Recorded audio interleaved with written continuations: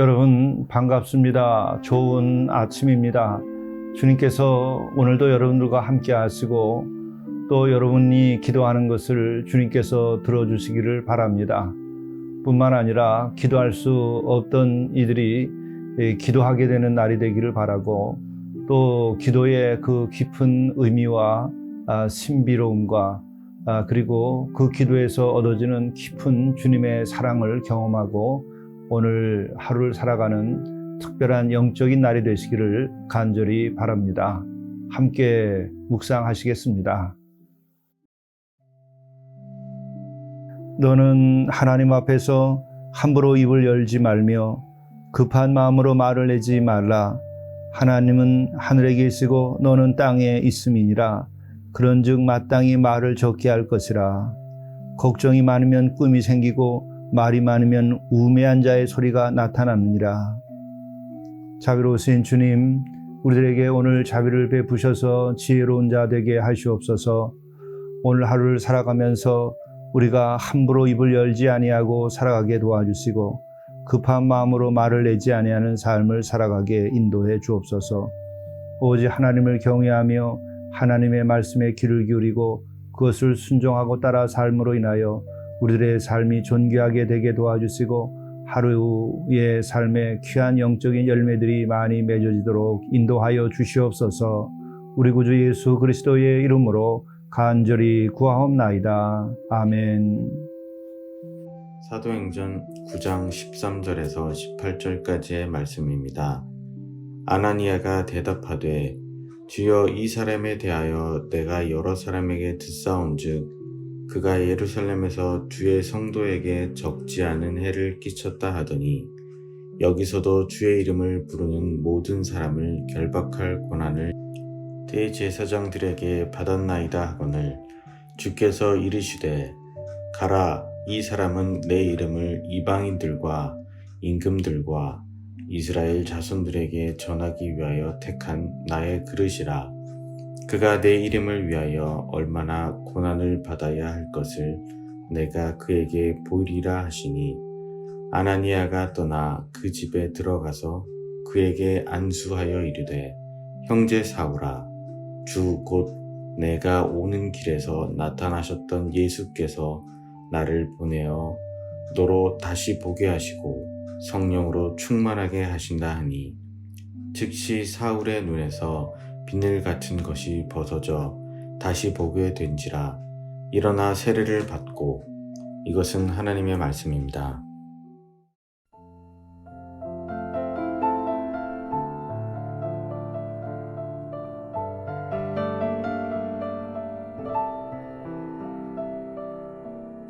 산마루 묵상 이주연 목사입니다.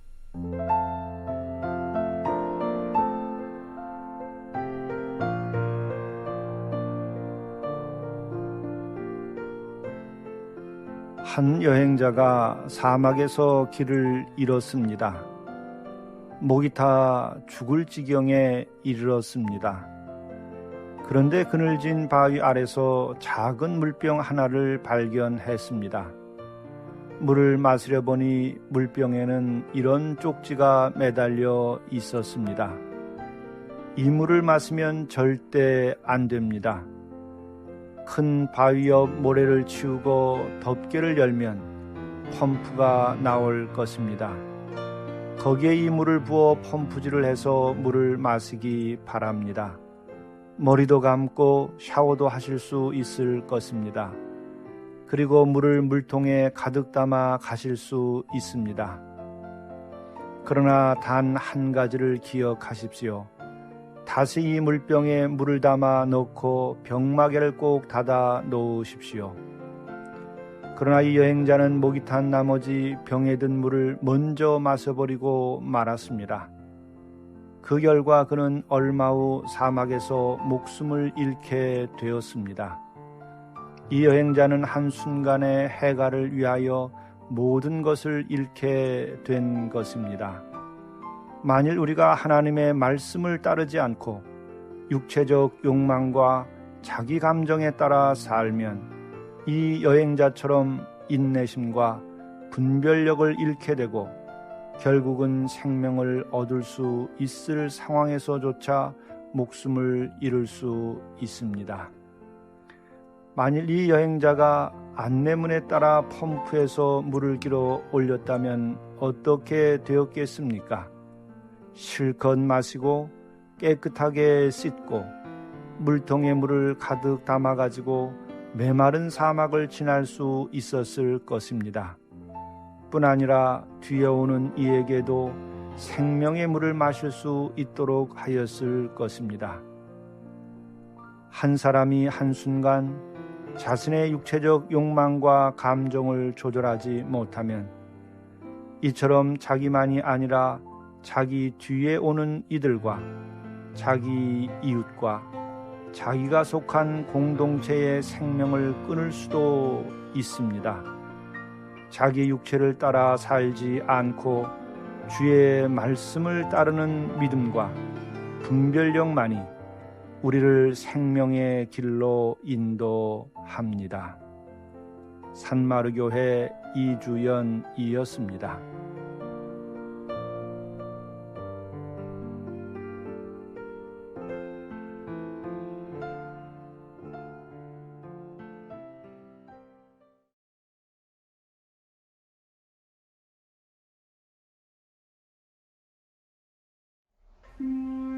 내일 할 일을 우선순위에 따라 기록하십시오.